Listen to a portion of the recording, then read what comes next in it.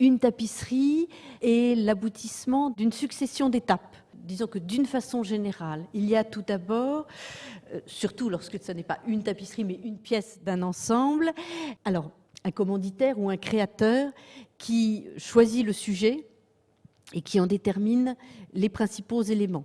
Que ce soit, il y aura tant de pièces, chacune représentant tel sujet, soit une grande tapisserie représentant tel et tel sujet. À la suite de cette étape, qui est l'une des plus mystérieuses, parce que est-ce que c'est le commanditaire qui donne le sujet, ou est-ce que le commanditaire vient dans l'atelier, regarde quasiment sur catalogue ce qui est à la mode et ce qui est proposé, et choisit le sujet qui lui convient?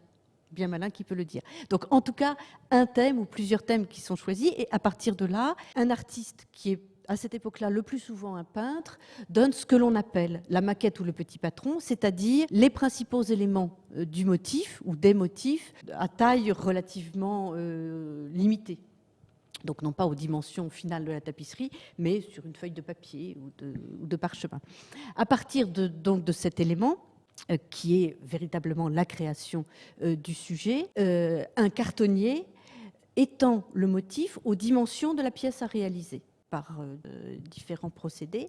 Et c'est à partir de ce carton que le tapissier va tisser sa tapisserie en prenant un certain nombre de repères sur son métier. Donc, vous voyez bien 3 étapes successives, le petit patron, le carton, le tissage.